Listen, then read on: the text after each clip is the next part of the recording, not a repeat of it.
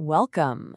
Today we're going to pull back the curtain on a really interesting community token project called the Swarm Booster, or CTPSB for short. What makes it stand out? Well, it's all about how it's designed, with a super specific and transparent way of building value that's pretty different from what you might be used to. So this really gets to a huge question in the crypto world, right? How can you make a token's value mean something real, something you can actually track, something that grows based on a tangible asset, not just pure market hype? Let's dig into how the Swarm Booster project answers that very question. All right, so first things first, let's get down to the basics. What exactly is the CTPSB token when you strip everything else away? And here's the key thing you gotta understand. The CTPSB token isn't just some abstract number.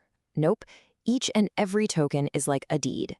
It represents a real, actual share of the Hive Power that's held in a community-owned account, right on the Hive blockchain. You can almost think of it like you're buying a share in a community investment fund, and every single dollar invested goes directly to beefing up that fund's main asset. Now we're getting to the fun part, the engine room of the whole project. How is the token's value actually figured out? And maybe more importantly, what's in place to make sure that value keeps on growing over time?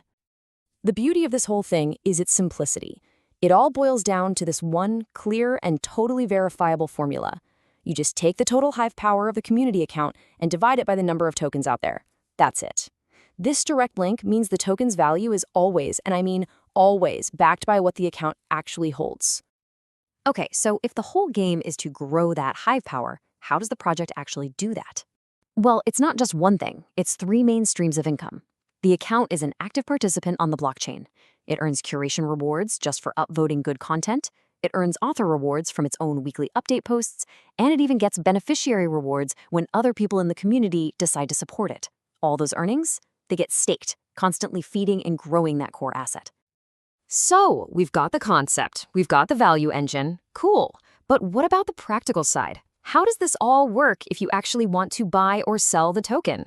Let's get into the nitty-gritty of how the project keeps its value stable out there on the open market. To keep things stable and make sure people can always buy or sell, the project uses what's called a market maker. Think of it as a stabilizing force.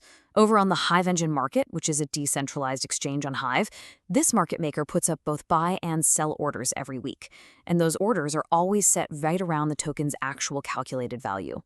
This little trick helps prevent crazy price swings and make sure there's a fair market for everyone. And this brings us to probably the biggest, most critical question you should have for any token project. If new tokens are being made to sell on the market, doesn't that just water down the value for everyone who's already holding? It's that classic, dreaded problem called dilution. And the answer here is a very loud and clear no. In fact, preventing this is a core part of the whole design. New tokens are never, ever just created out of thin air. They are only ever issued to that market maker at the current calculated price.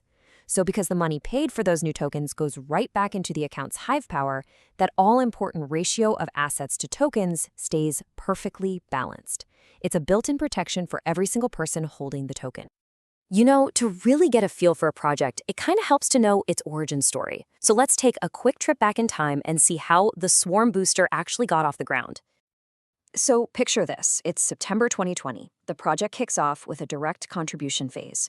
For about a month, you could send Hive directly to the project and get one CTPSB token back for every one Hive you put in, a simple one-to-one swap. But then, on October 1st, 2020, that initial phase closed, and from that day forward, the token has only been available on the hive-engine secondary market. All right, we've walked through the concept, the engine, the mechanics, even the history. So what's the bottom line? Let's distill all of this down to the most important things to remember, why this model actually matters.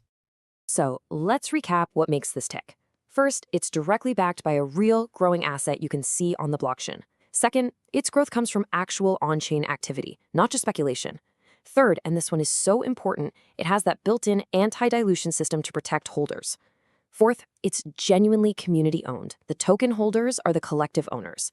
And finally, it's all managed by the established @liotes team, which adds a layer of experience and trust. You know, in a crypto world that's so often driven by pure hype, the Swarm Booster is playing by a totally different playbook. So we'll leave you with this to think about. Is this kind of transparent, verifiable asset-backed model the actual future for building community tokens that are sustainable and, above all, trustworthy?